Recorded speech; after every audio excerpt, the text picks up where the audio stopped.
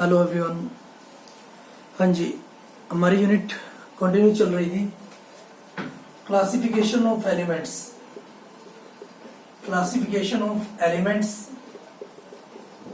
And periodicity in properties. ठीक है, और लास्ट लेक्चर में हमने किया था एटॉमिक रेडियाई। एटॉमिक रेडियाई या variation in atomic radii.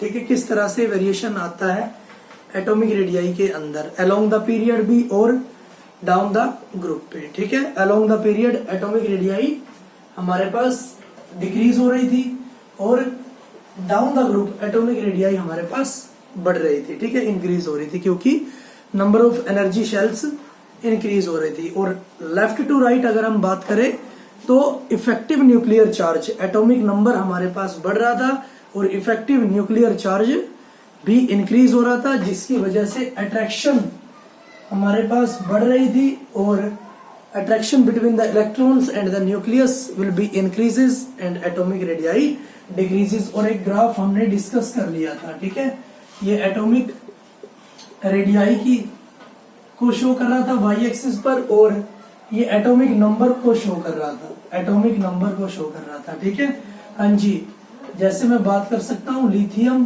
Beryllium, boron, carbon, nitrogen, oxygen और फ्लोरीन। ठीक है, ये हमने ग्राफ इसमें डिस्कस किया था। ठीक है, हाँ जी, तो आज हम डिस्कस करते हैं आयनिक रेडियाई। आज हम डिस्कस करेंगे ionic radii. Ionic radii. Ionic radii का मतलब है रेडियाई या फिर radius of ions. Radius of ions, हाँ जी, आयंस मेरे पास कहां से क्रिएट होंगे। ठीक है, आयंस कहां से क्रिएट होंगे, या तो हमारे पास पॉजिटिव आयंस होता है, या तो पॉजिटिव आयन होता है या फिर नेगेटिव आयन होता है। नेगेटिव आयन होता है। ठीक है, पॉजिटिव आयन को हम क्या बोलते हैं, कैटायन। पॉजिटिव आयन को हम कैटायन बोलते हैं और नेगेटिव आयन को हम बोलते हैं एनायन। नेगेटिव आयन को बोलते हैं एनायन। हाँ जी, कैटायन कैसे बनता है, जब भी कोई न्यूट्रल एटम लूज करता है एक इलेक्ट्रॉन को। जब भी कोई न्यूट्रल एटम लूज करता है एक इलेक्ट्रॉन को, ठीक है, तो बनता है हमारे पास कैटायन। और जब भी कोई न्यूट्रल एटम गेन करता है एक इलेक्ट्रॉन को तो मेरे पास बनता है एनायन। ठीक है, तो मेरे पास बनता है एनायन। ठीक है, तो इसकी जो एटॉमिक या आयनिक रेडियाई है हम उसको डिस्कस करेंगे। ठीक है, हाँ जी, तो सबसे पहले तो हम डिफाइन कैसे करेंगे इसको। हाँ जी, ionic radius may be defined as the effective distance from the center of the nucleus of the ions. It is the effective distance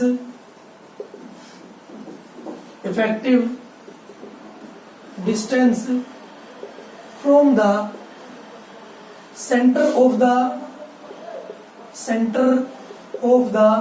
nucleus of the ion, center of the nucleus of the ion up to which exert its electronic cloud, up to which exert its electronic cloud। ठीक है, मतलब हम क्या बोल सकते हैं, कोई भी आयन है उसके सेंटर से या फिर उसके न्यूक्लियस से लेकर जहां तक उसकी इलेक्ट्रॉनिक क्लाउड जाती है या फिर जहां तक उसकी इलेक्ट्रॉन डेंसिटी जा रखी है वहां से लेकर सेंटर तक के डिस्टेंस को हम क्या बोल सकते हैं, आयनिक रेडियाई। जैसे मान लो ये आयन है, यहाँ पर इसकी इलेक्ट्रॉन क्लाउड है, ठीक है, और ये सेंटर है इसका, तो इस डिस्टेंस को हम क्या बोलते हैं, आयनिक रेडियस। ठीक है, आयनिक रेडियस। हाँ जी, तो एक और बात हम करेंगे यहाँ पर inter nuclear radii, inter nuclear radii. हाँ जी, इंटर का मतलब होता है दो अलग अलग, ठीक है। यहां पर जो इंटर का मतलब होगा, इंटर होगा टू डिफरेंट एटम या फिर मॉलिक्यूल, ठीक है, टू डिफरेंट एटम या फिर मॉलिक्यूल। और इंट्रा का मतलब होगा सेम एटम या फिर मॉलिक्यूल, ठीक है। इंटर का मतलब होगा दो डिफरेंट एटम या फिर मॉलिक्यूल, और इंट्रा का मतलब होगा सेम एटम या फिर मॉलिक्यूल। क्लियर है? हाँ जी। तो मैं बोल सकता हूं internuclear distance is the sum of the radii of two ion involved. Internuclear distance is the sum of the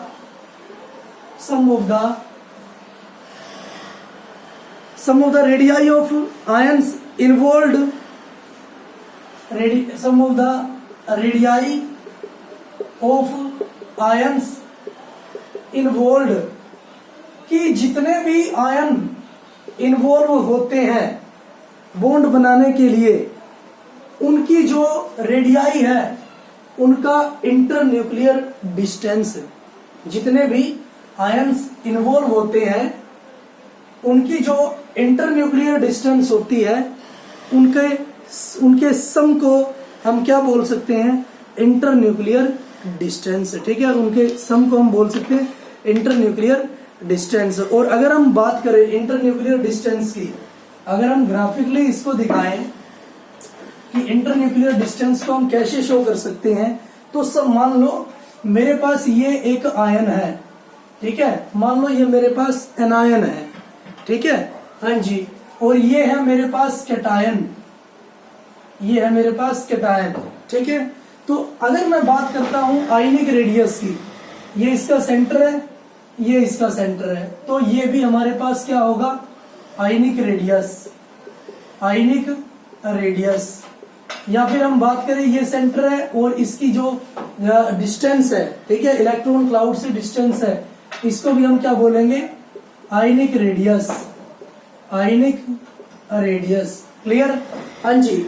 अगर मैं इंटरन्यूक्लियर डिस्टेंस की बात करता हूं तो दो आयंस की जो आयनिक रेडियाई है, उनका जो सम है, ठीक है, उनका जो सम है उसको हम क्या बोलते हैं? दो आयंस है, ये आयन है, ये आयन है, उनकी जो आयनिक रेडियाई है, ये आयनिक रेडियाई है इसकी, ये आयनिक रेडियाई है इसकी, उनका जो सम है उसको हम क्या बोलते हैं?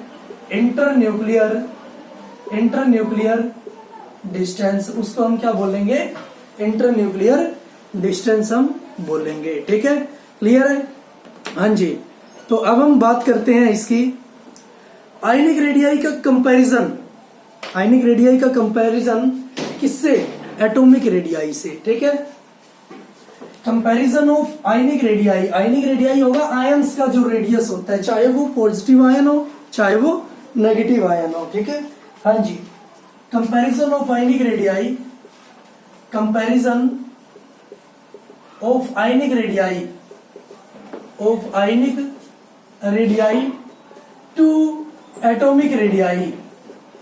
टू एटॉमिक रेडियाई, ठीक है। हाँ जी। आयनिक रेडियाई का कंपैरिजन हम बात करेंगे यहाँ पर एटॉमिक रेडियाई के साथ, ठीक है।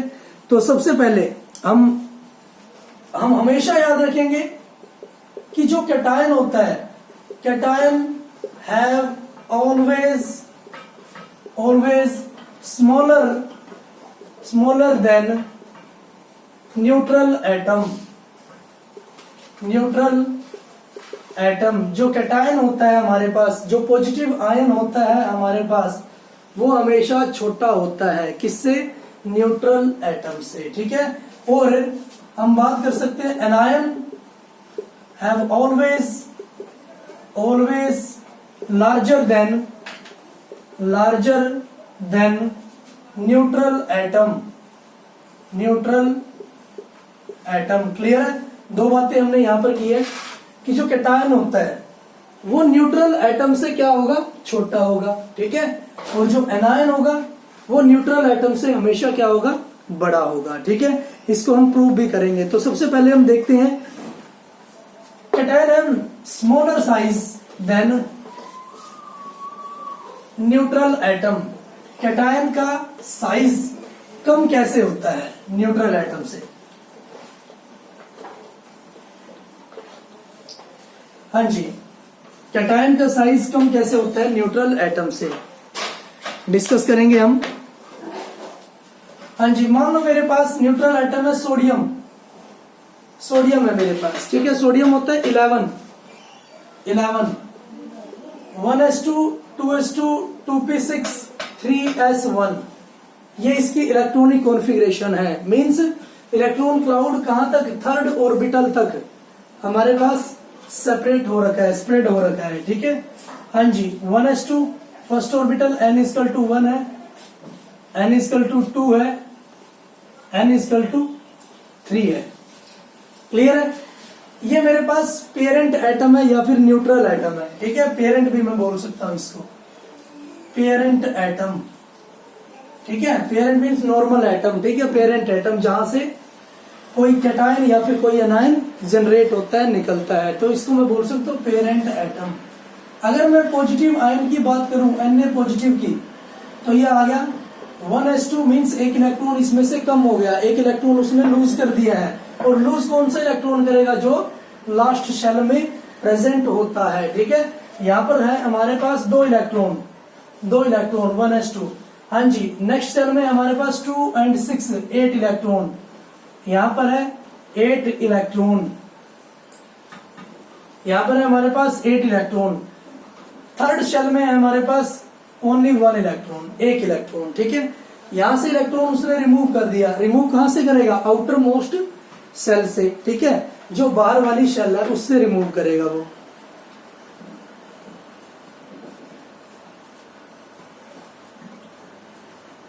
हाँ जी, ये रिमूव इसने कर दिया है। तो मेरे पास कॉन्फ़िगरेशन क्या है? 1s2 2s2 2p6 मीन्स ये मेरे पास फर्स्ट शेल है और ये मेरे पास आई है सेकंड शेल, जिसमें 8 इलेक्ट्रॉन है, जिसमें 8 इलेक्ट्रॉन है।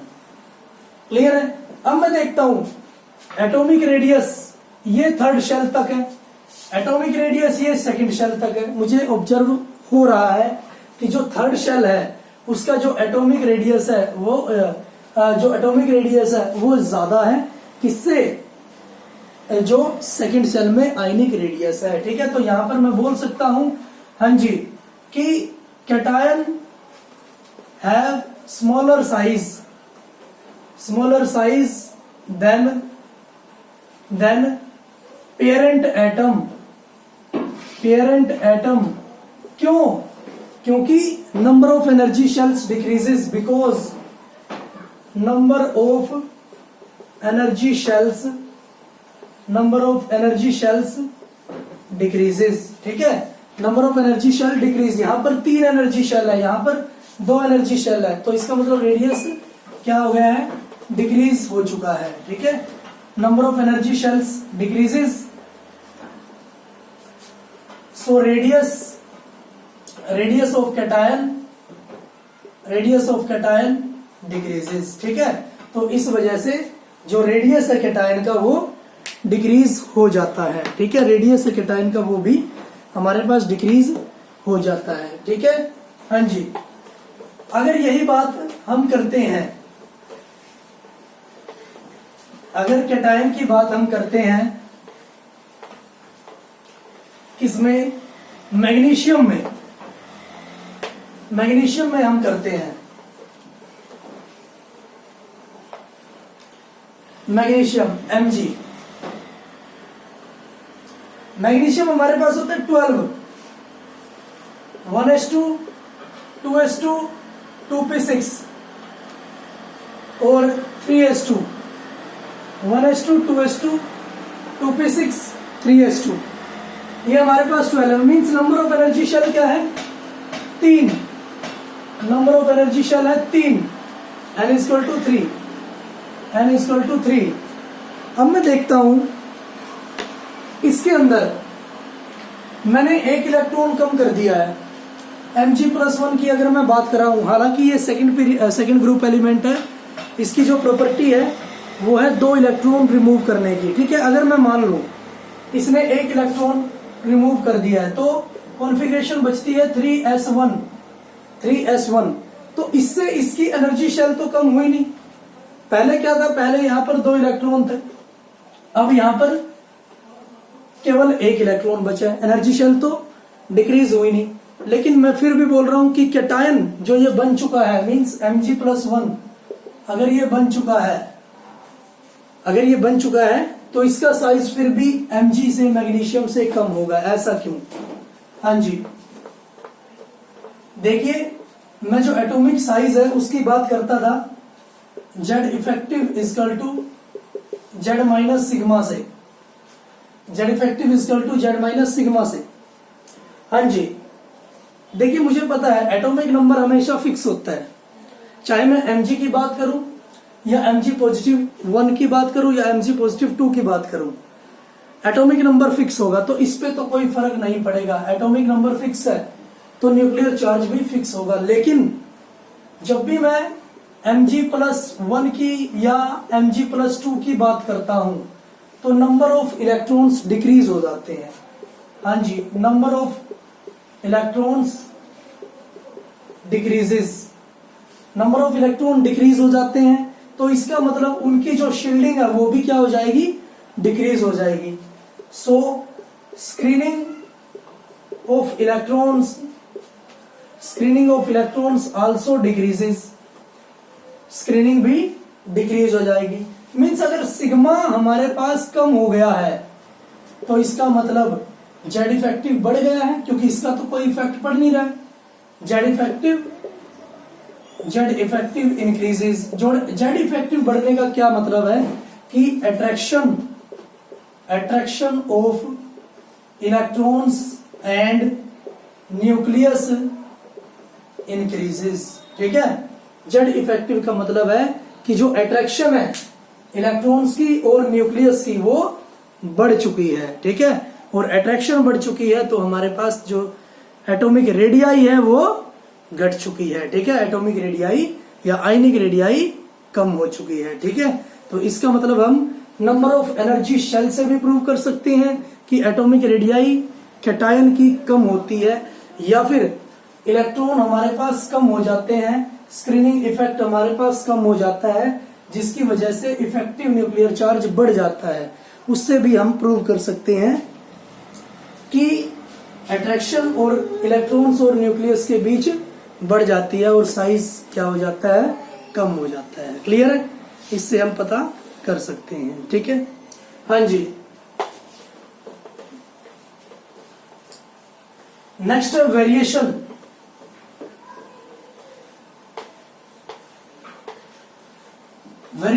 ऑफ आयनिक रेडियाई, कैटायन की वेरिएशन हम बात करेंगे।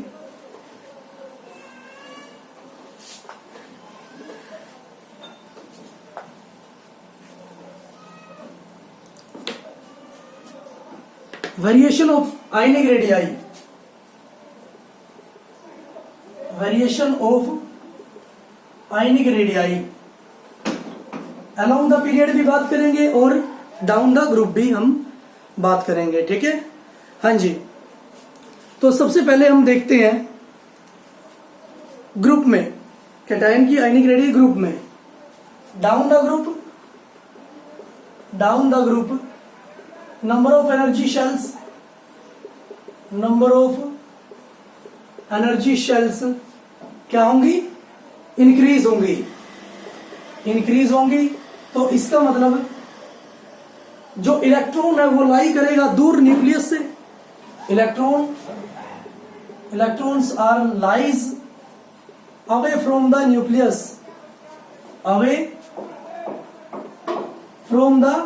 न्यूक्लियस, और अगर इलेक्ट्रॉन दूर न्यूक्लियस से दूर लाई करेगा तो इसका मतलब साइज क्या हो जाएगा, बढ़ जाएगा। तो एटॉमिक रेडियस या आयनिक रेडियाई, अगर मैं आयनिक रेडियाई की बात कर रहा हूं, आयनिक रेडियस क्या होगा, इंक्रीज हो जाएगा। आयनिक रेडियस इंक्रीज हो जाएगा। जैसे बात करता हूं मैं, हमारे पास है लिथियम +1, सोडियम +1, पोटाशियम +1, ये 3 है मेरे पास कैटायन। लिथियम होता है 1s2 3 होता है, ठीक है, और एक इलेक्ट्रॉन जा चुका है तो 1s2। सोडियम 11 होता है, हाँ जी, तो Na पॉजिटिव आएगा 1s2 2s2 2p6। तो इसका मतलब जो लिथियम है उसमें एक शेल प्रेजेंट है जिसमें 2 इलेक्ट्रॉन है, लिथियम +1 में। सोडियम है उसमें 2 शेल प्रेजेंट है, सोडियम है उसमें 2 शेल प्रेजेंट होती है।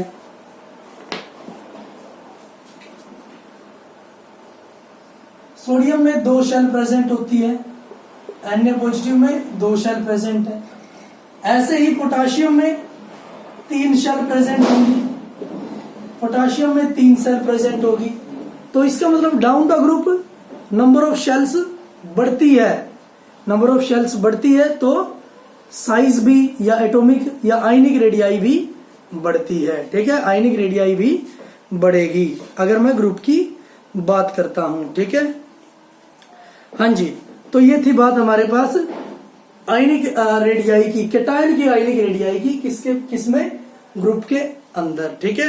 नेक्स्ट लेक्चर में हम बात करेंगे आयनिक रेडियाई एनायन की ज्यादा कैसे होती है, किससे, पेरेंट एटम से, ठीक है। तो आज के लिए आपने यही सीखा है कि कैटायन की आयनिक रेडियाई कम होती है, क्यों, एक तो नंबर ऑफ एनर्जी शेल घटती है इसीलिए, और दूसरा नंबर ऑफ इलेक्ट्रॉन्स उसमें से डिक्रीज होते हैं जिसकी वजह से भीड़ भाड़ या फिर स्क्रीनिंग कम होती है, और स्क्रीनिंग कम होती है तो जेड इफेक्टिव या इफेक्टिव न्यूक्लियर चार्ज बढ़ता है, और इफेक्टिव न्यूक्लियर चार्ज बढ़ता है तो जो अट्रैक्शन होती है इलेक्ट्रॉन्स के बीच और न्यूक्लियस के बीच बढ़ती है और साइज कम हो जाता है। क्लियर?